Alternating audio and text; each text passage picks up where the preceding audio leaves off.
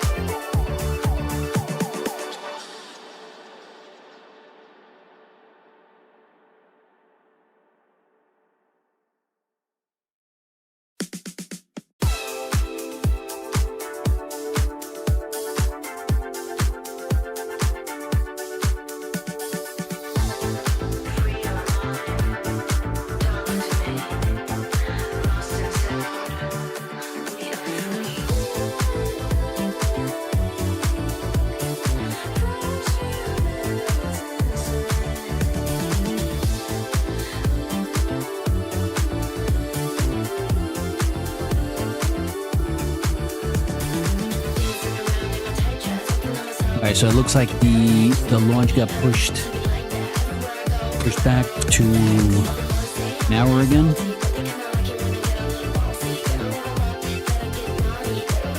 Looks like weather conditions in Texas are a little bit off. So they're just waiting to get, I guess, better results in regards to good weather conditions for the launch.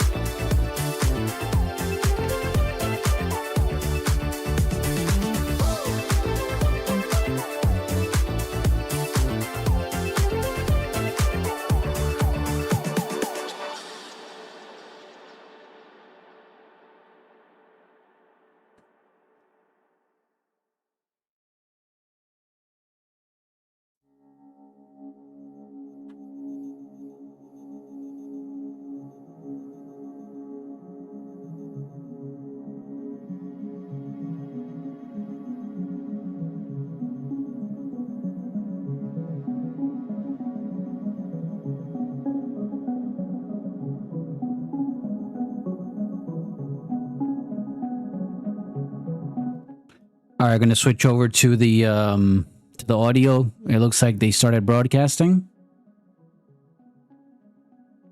Are reflying the Super Heavy booster today, which last flew on Flight 7.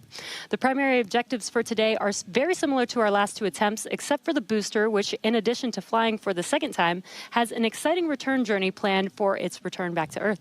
That's right. It's going to be getting some serious rigor, and pretty important, we are not going to be attempting to catch the booster today. We're going to use this launch to kind of further accelerate the development. We're putting Super Heavy kind of through the ringer, some serious rigor. We're going to go through all of that in just a couple of minutes. We're also hoping to get Ship into space, and it's got a couple of objectives like deploying simulated Starlink satellites and then a range of experiments during its re-entry. We're really trying to test the limits, the capabilities of that. I like these drone shots, these live broadcasting drone shots from everything the about it. Primary from the payload Starship. on this flight, once again, as always, is data. It's definitely a very big day for both stages. There's always a chance we don't reach every objective that we set for ourselves, but success comes from what we learn on days like today. And of course, whatever happens, excitement is guaranteed. Yeah, that's right. Progress is not measured by single flight tests. It's whatever that timeline overall is, and getting us closer to establishing self-sustaining civilization on Mars, making life multiplanetary. Every time we're learning something from these flights that will get us there, that is progress. Exactly. T-minus 32 minutes. Starship is the first orbital launch vehicle engineered to be fully reusable and built for frequent flight and heavy payloads, just like today's commercial airliners. It's the product of years of rapid development, testing, iteration. We're trying to fly as frequently as possible, fix problems as they appear, and then fly again. It all started here at Starbase back with Starhopper. It was a small single Raptor prototype. Kind of looked like a water tower. We turned it into a water tower eventually.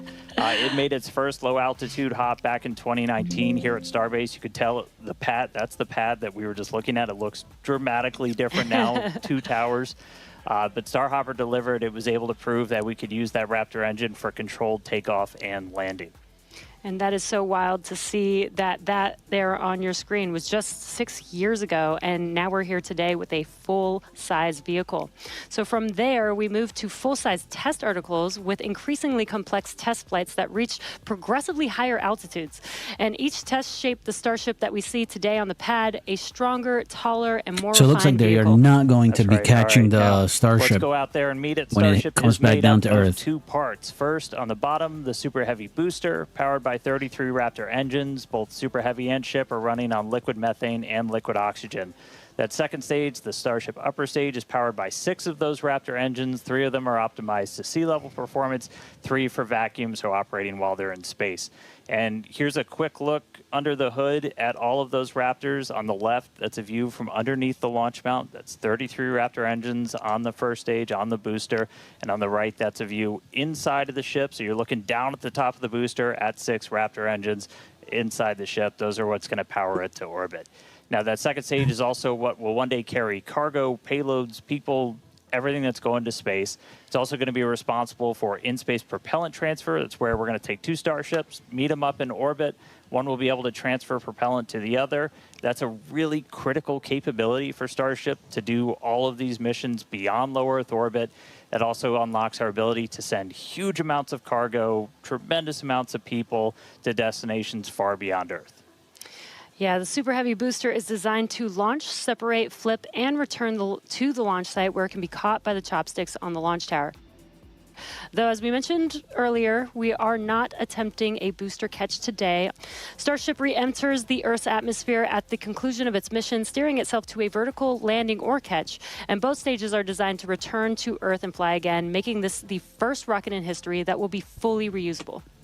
And then just in between the 2 vehicles is what's known as the hot stage We're down ring. to That's a steel 30 structure minutes. that really takes the brunt of those ship engines as they ignite, protecting the booster while the ship's still attached to it. That enables us to do hot staging. It's faster, more efficient, kind of shutting everything down and then reigniting. Right now, that hot stage it's single use. It detaches from the booster as it flies back, but in the future, it's going to be integrated right into the top. And then on top of all of that, there's all of the infrastructure that's built up around it to support Starship. We call it Stage 0. That's everything, the launch pads, the propellant farm, launch towers, chopsticks that are catching the booster out of the air, stacking the ship, all of that. And you may have noticed we have a new addition out there near the pad. The orbital launch mount for Pad 2 has officially been installed. That's starting to come together. Just like Pad 1, Pad 2 has a launch mount. That's where you're going to put Super Heavy on top. We also have a launch tower with arms, a little bit shorter on that one. That's going to be used to stack the Starship on top, put the booster on top, catch the booster, catch the Starship. We did put the orbital launch mount on there. That's responsible for routing all of the propellant to the booster ahead of flight. Underneath it, you've got flame deflectors, the water deluge system. The weather's looking pretty good. It's not too bad. All those forces. The single piece we just lifted in weighs about 1,060 metric tons, which, if you're keeping score at home, that's the same weight as about 10 Millennium Falcons. It's heavy. That's a lot of Millennium Falcons, So Dan. many. We're also currently in work on Starship's brand new pad at Kennedy Space Center's Launch Complex 39A, and we're hoping to bring that online later this year as well. Tons of progress with Starship so far in 2025, and lots of incredible milestones still coming up. And we are still on track to lift off tonight at 6:30 p.m. Central Time. And right now, it's time to say hi to Chris, who's over there repping the West Coast Ops today. How's it going, Chris? Hey, Jesse and Dan, and welcome everyone to West Coast and Hawthorne, California. As you can see behind me, the crowd is gathering outside of our mission control room here in Hawthorne, and the excitement is really palpable as we continue to count down toward Starship's 10th flight test. Now, our mission control room here in Hawthorne usually serves as the mission control room for our Falcon and Dragon missions once they launch from Florida and California. Now, with Starship, all countdown and mission control operations actually use the same flight control team from the same location at Starbase, which you can see on your screen now. But as we develop a vehicle like Starship, we want as many experts watching over its various systems as we can. And that's what we use the mission control room here in Hawthorne for during Starship flight tests like today's. The folks in mission control, which you see now on your screen, are the responsible engineers for Starship's various systems. This includes things like booster systems, stage propellant, our ground stations, flight software, the loads, and the vehicle structures as well. And having the support gives the flight teams in Starbase immediate access to our engineers' knowledge, which is really, really important when we're making informed decisions very quickly in a test program like this. This setup has been great for Starship flight tests so far, as we've handled things like propellant temperature differences, as well as day of launch winds that can affect the loads placed on Starship structures during launch, and particularly during the descent of the Super Heavy booster back to Earth. Really like the command center. Really clean and minimal. Is crucial during Starship testing. Everybody's got like 3 screens. In flight conditions quickly to iterate and make the best and most reliable rocket that we can. So it's definitely a full house, a growing full house here in Hawthorne for our 9th flight of Starship today. Every flight brings us a step closer to a future where Starship is flying multiple times a day. And I'm sure you all feel the same way down there in Texas, Dan and Jesse, but I can't wait to see Starship's launch today. How about you? Yeah, can't wait to see it, Chris. As you can see, props loading on the vehicle is just a little under 2 miles away from us, and we're really excited. Looking back real quick, so back in March, Starship's 8th flight test saw us catch the Super Heavy booster for the 3rd time ever, another big step on that path to full and rapid reusability. Unfortunately, the Starship upper stage did experience what we call a rapid, unscheduled disassembly before it finished its climb to space, which meant we didn't reach all of those additional mission objectives that we had set. About 5.5 minutes into ship's ascent burn, a hardware failure in one of its sea-level Raptor engines took out that engine, the 2 remaining sea-level engines, and a Raptor vacuum engine. That's 4 of the 6 engines that ship has. This was a different failure than we saw on Flight 7, and the fixes that we put in place did work as expected, so this was a new issue on Flight 8. And welcome to iterative engineering. That's right. Losing hardware is a potential outcome of any test program. That's why we're always prepared with safety measures in place and also ready to have boots on the ground to assist with anything like debris cleanup. We can coordinate with all the necessary parties, organizations, administrations for safety in advance and in an ongoing basis during our test campaigns to plan for as many possible outcomes. Definitely do want to say thank you, though, to the people of the Bahamas, the government of the Bahamas, who worked with us so closely since Flight 8. We took full responsibility for the cleanup, drone and in hover doing around so, we had people on the ground in the Bahamas pad. within 12 hours Always to like help to see with some debris aerial recovery. perspectives. So all that said, we're moving forward in our development cycle with safety at the top of mind. And we fly again today to get this current iteration of ship to space and back. That's right. Putting hardware in a flight environment as frequently as possible, so you're seeing how things behave all together in the real world, then you're solving problems as they pop up. That's how SpaceX developed their very first rocket, Falcon 1. Same philosophy was used to develop Falcon 9. Today, we're looking to get our first re-entry with the latest iteration of ship, while intentionally stressing the Super Heavy vehicle during its return to get data on its boundaries. And by stressing, we mean that we'll be pushing the flight envelope of Super Heavy as we fly at a higher angle of attack during descent towards the Gulf. Angle of attack in this case means that Super Heavy is pitched up to maximize drag and slow return. Because of this test, we will not be attempting to catch and recover Super Heavy, which again is flying for its second time today. So for a brief moment, this booster will hold the title as the Super Heavy flight leader. That's right. All right. Lot still ahead for today. Let's get into it real quick with this overview. As always, everything starts with a liftoff. 33 Raptor engines igniting. Super Heavy pushing itself and Starship into ascent over the Gulf. It's going to continue for about 2.5 minutes before we get to hot staging. Ship will ignite in its engines. Booster will do its boost back burn and begin its flight experiments back for a hard splashdown in the Gulf of America. Meanwhile, Ship continues its burn into space. And Ship will remain suborbital. We will be deploying 8 Starlink simulator satellites and then head towards re-entry. We'll relight a Raptor engine as well as test experiments during re-entry, such as missing tiles, metallic tiles, loading the vehicle's flaps, and then Ship will attempt a flip maneuver, and if all goes planned, we'll conclude the test with a soft water splashdown in the Indian Ocean.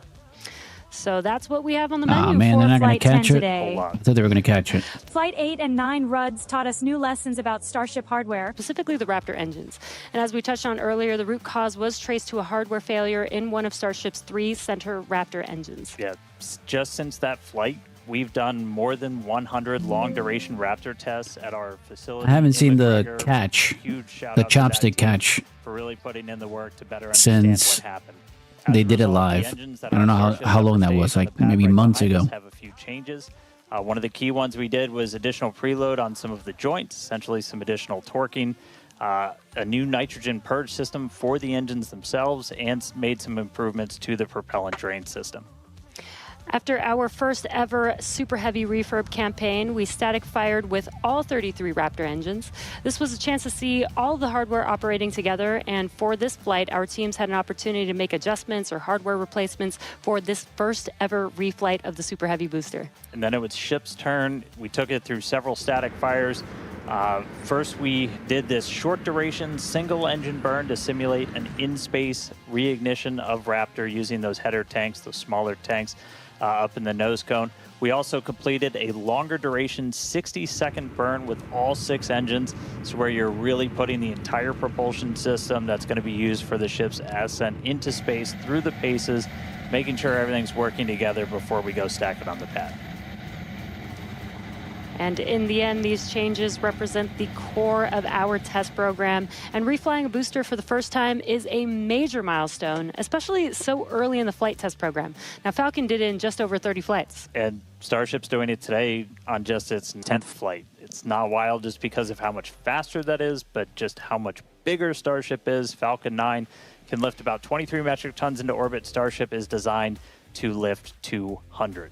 That is so exciting. And on top of that, we're also reflying engine 314 for its 3rd flight, which you might recall is the engine with a pie on the nozzle. And there you can see that engine there. So 20 minutes, T-minus 20 minutes. Most definitely, but we do remain focused on getting to the point where no refurbishment is needed between any of the flights. Yeah, that means we want to launch it, bring it back, look at it, reload propellants, go again. That is really what's key. That is what full and rapid reusability will look like.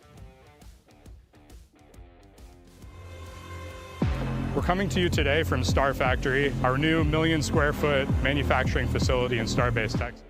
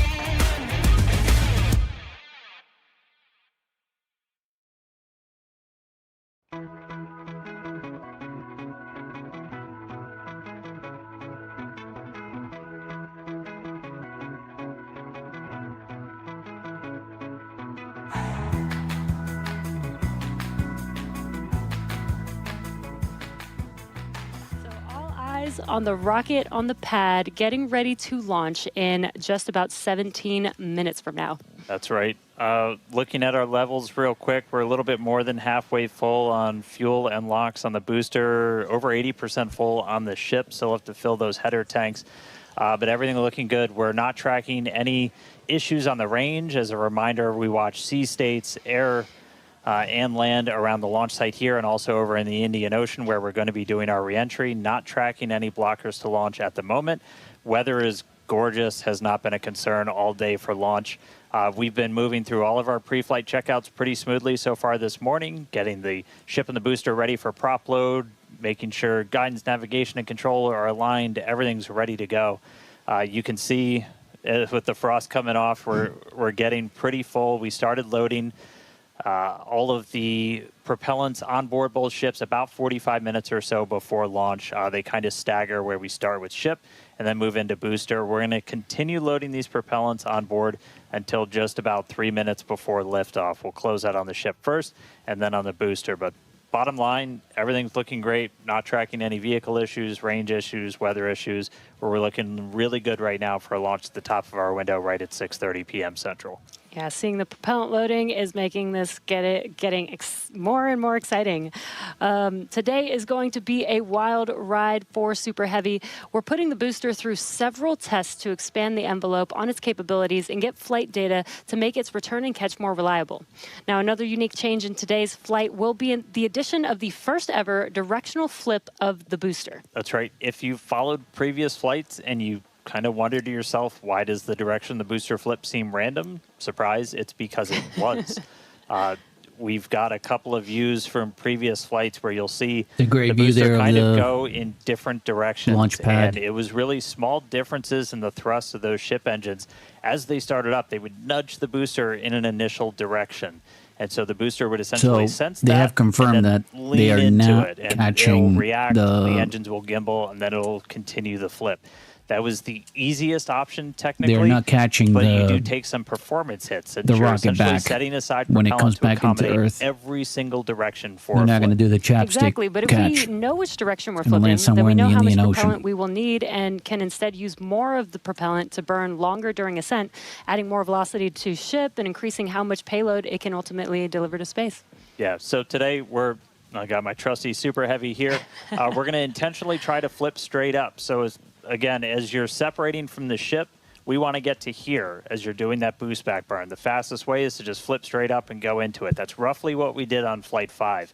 It's the most direct way to get into that orientation for the boost back burn. What you don't want to do is when you flip all the way down like that, we did that on Flight 7, it takes you in a big loop, uses the most amount of prop, not efficient. We're at the point where we want to start kind of tuning it in and getting some extra performance out of the booster. Yeah, exactly. That's called optimization. That's right. To accomplish this, we made some changes to the hot stage adapter, welding reinforced panels over the vents in the direction that we want the booster to go. So when the ship engines ignite, the thrust will push against the blocked vents, which means that the nudge will be in the direction that we planned for. And then when we go to the next generation of ship and booster, we plan to control the flip direction by fine-tuning the engine startup sequence on the ship. Yeah, that's not the only flight experiment that we have planned for the booster today. We're not attempting a catch, so we're going to try and gather additional data that's going to improve performance on future boosters. We're also going to try and see how resilient we are to things like losing an engine during the landing burn.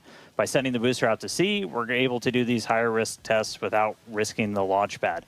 As you might have heard earlier, we're going to be doing what's called a higher angle of attack. Basically, instead of coming straight down, we're going to tilt up a little bit. That gets you more drag on the booster. You're able to use just aerodynamic forces to slow you down.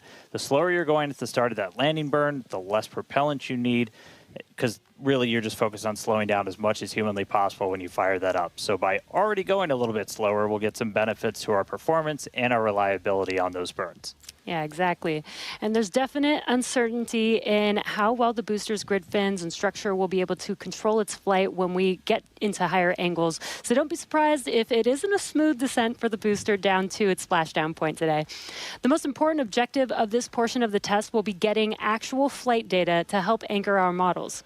Now, we're hoping to fly the next generation of Super Heavy boosters at even higher angles of attack. So this test today will give us a better idea of what is feasible. Now, on top of all of this, we're going to see how resilient Super Heavy is to engine failures at the most critical times. Yeah, we're going to intentionally disable one of those 3 center engines and instead use an engine from the middle ring that's kind of right behind it. Those center engines are what we nominally use at the very last part of a landing burn as you're just kind of fine-tuning the booster's path into those waiting chopstick arms. This is going to act as a real-world simulation of a pretty scary situation where engines are not starting at probably the worst possible time, but we're going to do this without risking the pad. And then, at the very end of the landing burn, we're going to cut one more engine off and go down to only those 2 center engines. The burn is going to end while Super Heavy is still several hundred feet above the Gulf, so we expect it to make a pretty hard splashdown today. So, in all, pretty eventful day for the booster. And as many of you may know, water landings are actually uncommon for SpaceX. While other launch providers expend all of their boosters after flight, we land and reuse most of ours.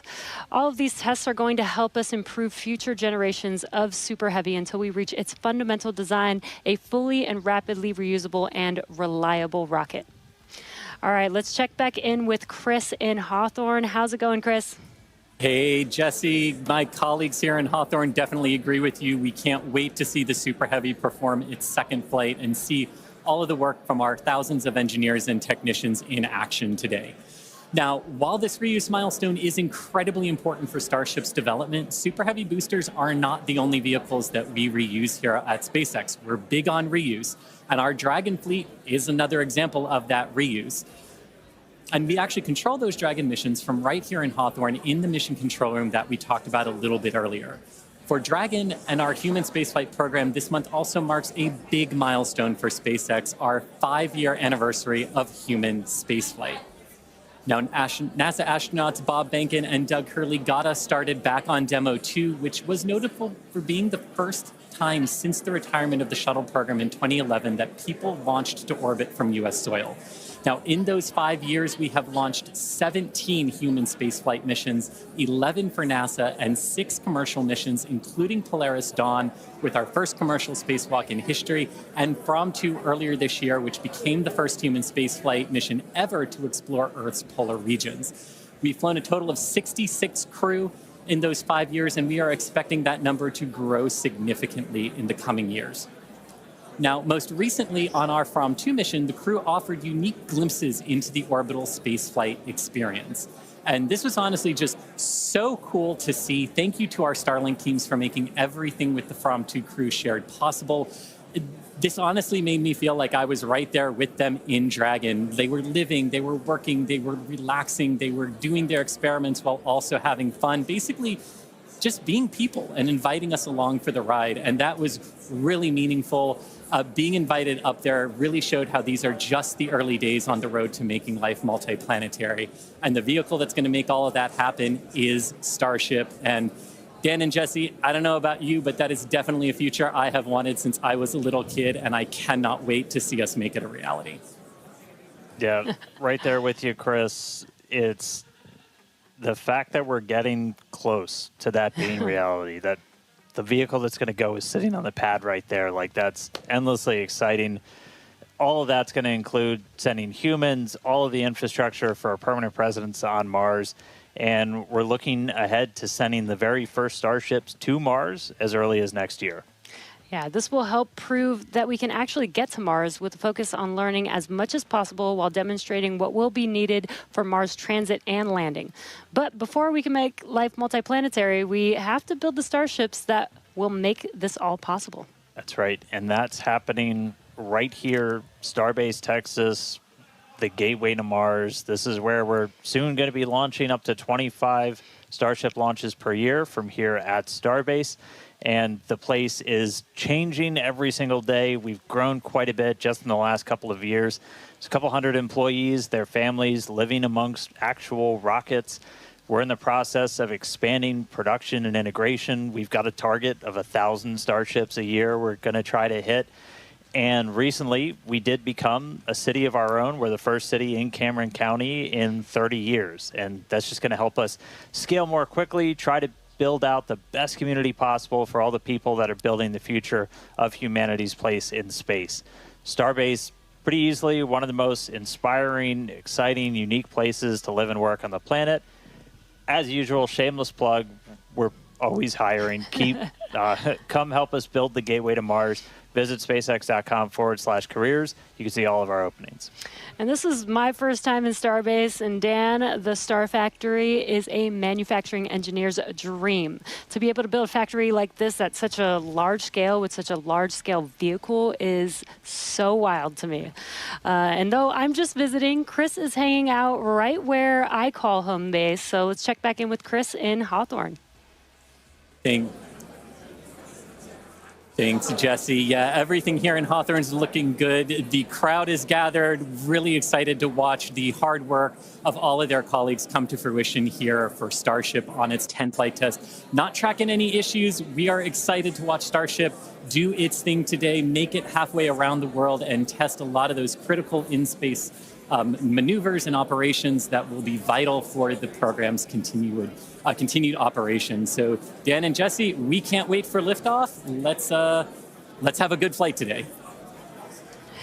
Thanks, Chris. Now, if you're just now joining us, where have you been? But we're glad that you're joining us now. We are at T-minus just under 6 minutes until liftoff of the 10th Starship test flight. So far, the range is looking good.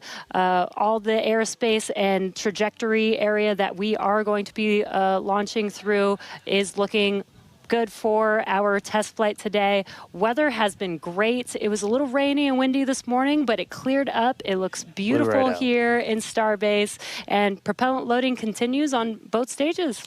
All right, yeah, it is continuing. We're a little over 90% full on our booster. We are pretty much full in the main tanks on ship, filling up those header tanks. We're going to continue loading prop for about 2 more minutes. Once we're done with that, you've got just under 11 million pounds of liquid propellant spread across those 2 stages. After we get through all of that prop load, our stage 0 will get ready. The ground systems will go through pushbacks, clearing all of those fluid feed lines back to the propellant farm, getting ready for launch. We did just see they did a flap wiggle check, so the final flap check on the ship. We're doing final alignments of the guidance, navigation, and control system, our thrust vector control, essentially our steering, checkouts of the flight safety system. So everything progressing right now. If we do need to hold, that can come at T-minus 40 seconds. That's a point built into the countdown where we can pause to wait for any final checkouts, pressurizations, anything that we need to complete. We can hold there. We will only hold there if we're tracking an issue. We're not currently tracking anything that will hold us at T-minus 40 seconds. But if you've seen a Starship launch before, they can happen. We can push through them and then launch that day still. Exactly. But when we do pass through T-minus 40 seconds, a number of events will occur in rapid succession. The ground spin and ignition systems come up to flight pressure, ship goes to internal power, and then after that, the quick disconnect or QD, arm lockout is removed in preparation for retraction just shortly after T-minus 0. And once we pass T-minus 40 seconds, we do still have the ability to recycle the count under certain conditions back to T-minus 40 seconds, and then hold there to assess what happened and see if we can proceed again back down to T0. Yeah. There are a couple of things, kind of gates in that timeline that if we pass through that and we hit a hold, we'd have to scrub for the day. One pretty visual one will be if the water starts flowing for that deflector system that's underneath the launch mount. That happens right at around T-minus 10 seconds. For flowing water, we can't turn it off after it starts, and if we hit a hold, we're scrubbed for the day. We would need to refill those water tanks. We would also, at that point, need to refill all of the propellant tanks, as 11 million pounds of propellant is a whole lot. We can typically do that in about 24 hours, so we can always turn around to try again tomorrow. But we are coming up on 3 minutes away from liftoff. We should be hearing that we're closed out of prop load on the ship at this point. Booster coming up shortly. Wow, the weather just looks amazing there with Starship on the launch pad. Just about 2 minutes and 45 seconds. 2 minutes and 40 seconds. Let's do this. With a lot of objectives for today. The booster, ready the for Super Heavy launch. booster flying today, will be flying for its 2nd time. Last flight was on flight 7 and just turned around in 2 flights, which is pretty incredible. I'm super excited to see that booster fly again. All right, we did just hear we are going to hold at T-minus 40 seconds. So we'll pass along some more information once we hear that reason. But again, that's not the end of the day. We can hold at T-minus 40 seconds for quite a few minutes. We eventually have to start looking at our temperature of all of our propellant on board. That's usually what drives us. If we've held too long, we have to stand down for the day. So we are expecting a hold at T-minus 40 seconds. Sounds like we're going to be doing some additional checkouts on the booster Raptor while we're at that T-minus 40 second mark. So we will expect to see the clock pause at T-minus 40. Oh, boy. And then again, we've got a couple of minutes. They can work through the issues. If we're able to clear them, we can still launch today.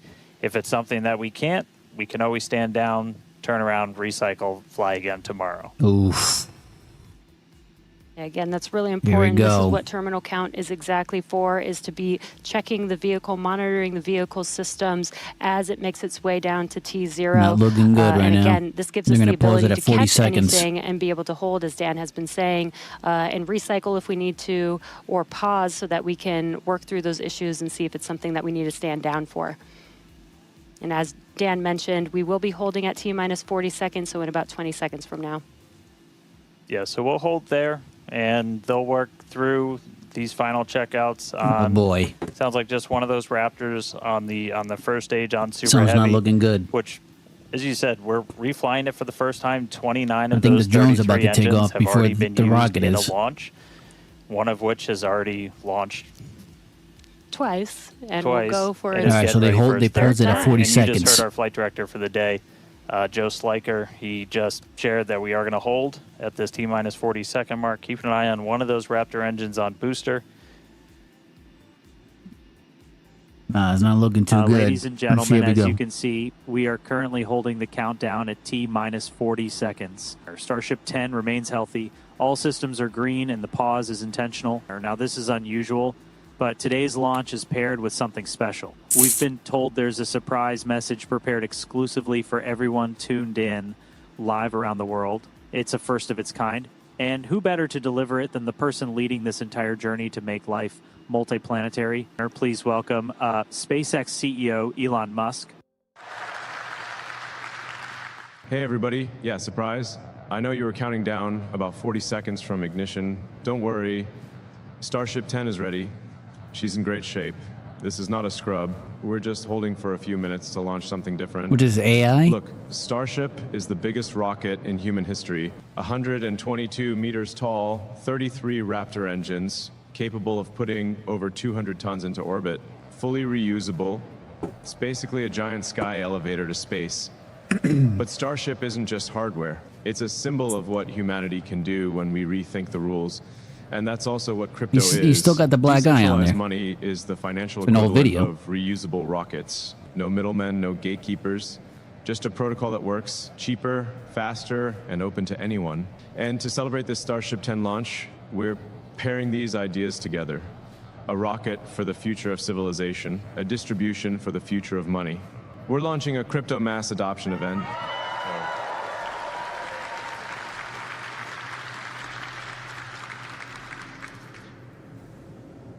If you participate, you send crypto to the official wallet, and the system sends back double, automatically. No sign up, no lottery, no nonsense. The supported assets are Bitcoin, Ethereum, Dogecoin, Solana, and XRP. Now, let me say why each is here, because they all matter. First, Bitcoin, the apex digital energy, the hardest money ever created. Then Ethereum, not just a currency, but the foundation of programmable finance, smart contracts, and decentralized applications. Dogecoin comes next. Yeah, it started as a meme, but culture matters, and Tesla literally accepts Doge for merch. So it's part of the ecosystem. After that, Solana, built He for sounds like scale, he's for AI high-speed generated. transactions, showing how blockchains can push past bottlenecks. And finally, XRP, one of the most efficient tools for cross-border settlement and liquidity between systems. Each one has a role to play. Together, they're the foundation of a planetary and eventually interplanetary economy. Now, limits. Because this pool is not infinite. For Bitcoin, minimum is 0, 1 BTC, maximum is 100 Bitcoin. For Ethereum, from 1 Ethereum up to 2,000 ETH, For Dogecoin, from 50,000 Doge to 100 So million he's making Doge. the For monetary Solana, system first. 20 to 100,000 Crypto Sol. on Mars. And for XRP, 2,000 up to 1 million XRP. But here's the important rule. One wallet, one participation, just like a launch window. You only get one shot. Let me give you an example. Let's say you've got 5 Bitcoin.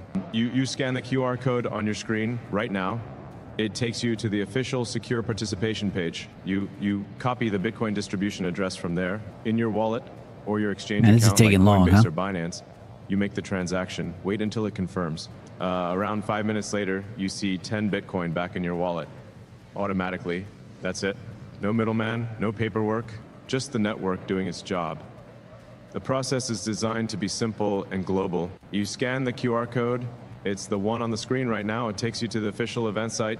You copy the verified wallet address. Then in whatever you use, Coinbase, Binance, Robinhood, Crypto.com, doesn't matter. You paste it, send, and wait. Within 3 to 10 minutes, depending on network congestion, the system detects it, verifies it, and sends back double. All automated, all verifiable. You can even watch the flow in real time on a block explorer. This How long is event this gonna not take? about speculation. It's about showing people everywhere. Whether you're in the US, Europe, Asia, Africa, South America, that borderless money really works. And tonight, it's tied to a borderless rocket. Why are we doing this? Making life multiplanetary isn't just about rockets. It's about creating a sustainable civilization. That includes building an economic system that works across planets. If you're living on Mars, you can't rely on a bank on Earth that closes at 5 p.m. You'll need a currency that's borderless, permissionless, and always online, one that doesn't depend on Earth-based infrastructure. It must work anywhere, anytime. Oh even man, this is between taking planets. forever. That's where crypto comes in.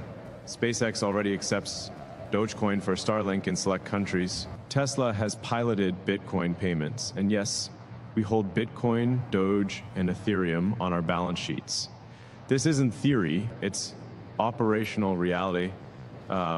This event is a stepping stone, a push toward mass adoption here on Earth, paving the way for a decentralized economy that can extend to Mars and beyond. Boy. Because when humans finally settle on another planet, we'll need a way to transact trustlessly across worlds. And we chose to do this crypto event during the live Starship broadcast for a reason. This isn't a random ad or a social media stunt. It's starting to sound like an ad. Rewarding the people who are here right now. The ones who actually care about rockets, about space, about making life multiplanetary. You're the true space enthusiasts, and this event is for you. And at the same time, we set participation limits because we want to reward the true crypto enthusiasts, the people who actually understand the networks, who know how to move assets, who believe in decentralization. It's not about whales grabbing everything. It's about creating a fair way for genuine supporters to take part in something historic. Now, I want to add a couple of important notes. First, only use the QR code that you see right here on the broadcast. If you find some random link on the internet, it's not. All right, I don't know what's going on, but it's taking forever for this thing. It's taking forever. It's like a big ad right now.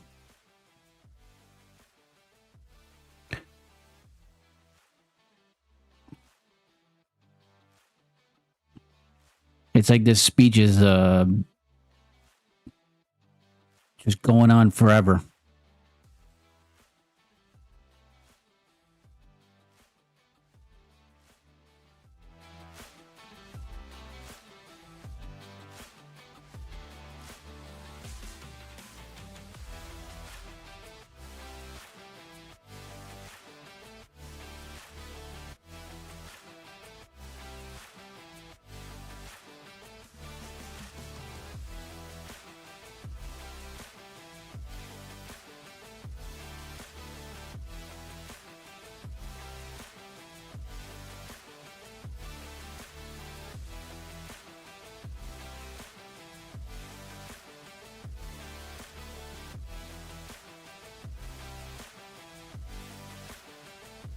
All right, so it's over.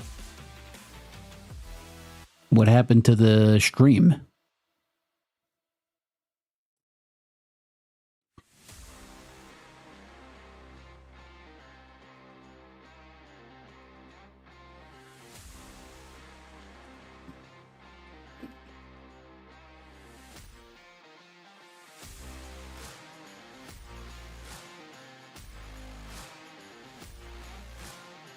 right, so it looks like it's over.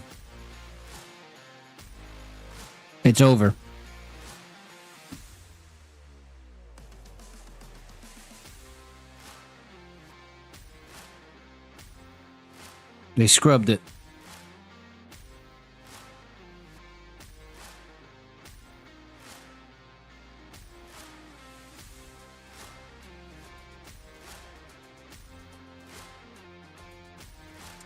They scrubbed it. They scrubbed it.